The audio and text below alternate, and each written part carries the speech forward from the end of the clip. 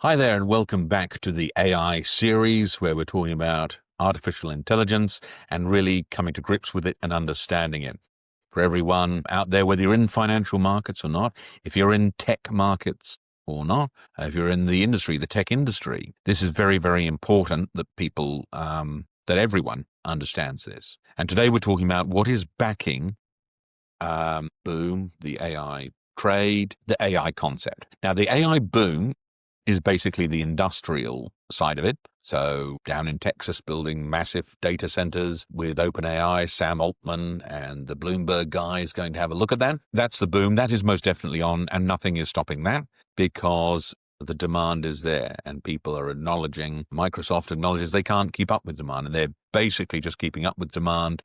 They're not creating any demand. They're not saying build it and they will come. And I think it was Jean-Baptiste Sayes who famously said that. Hope I haven't got that wrong. Anyway, we need to talk about what is actually backing this at a very fundamental level. And it's actually quite interesting because those things that are backing at a fundamental level show the longevity in what's going on. But aside from the AI boom, the industrial boom, you've got the AI trade, and that's on the stock market, and that may falter. So that won't be in a straight line like the AI boom. That may falter as people get worried about valuations, and DeepSeek say that they're able to do AI with a lot less chip usage, inferencing, training usage, so on and so forth. And there's even discussion that the Chinese have an analog chip now, which would be interesting. Huge fan of analog.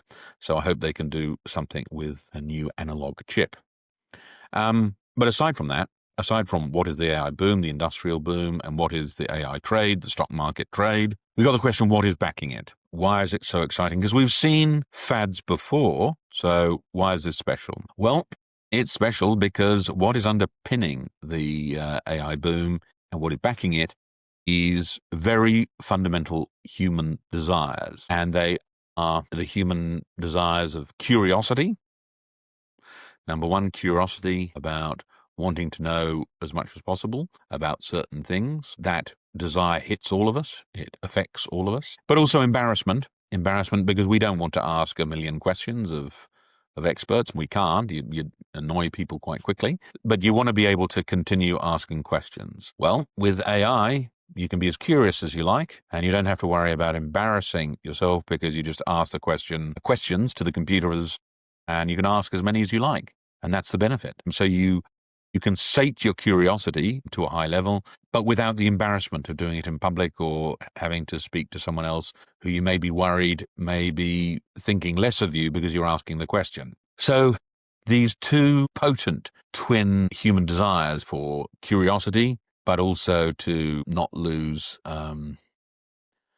face, not become embarrassed, they are both affected by AI because they can sate your curiosity in a way where you don't become embarrassed at a very low cost. And things that have concerned you, worried you, or perplexed you for a long time can be dealt with quite quickly. Now, this is in a personal context, okay, for people, but also it becomes more important in the business and corporate context. Because in the business world, in the corporate world, people can be paranoid, and even paranoia is recommended to be successful in business because you need to be on top of things. Well, to be on top of things is very difficult without a very good information diet, without a very good information flow, and AI can do that. That's the point. And when you mix the curiosity and the wish not to be embarrassed of individuals, and you mix that with the profit motive, right, and the employment motive of business and the corporate world, my God, you have got an impossibly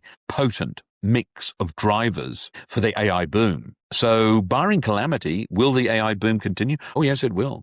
Because people will continue to ask questions ad nauseum for many decades and centuries from now on. And AI is what will fuel that. We eat 2-3 times a day. Food's got a very strong demand function in the future. So does energy. So does electrons. But way above both of them is curiosity and embarrassment.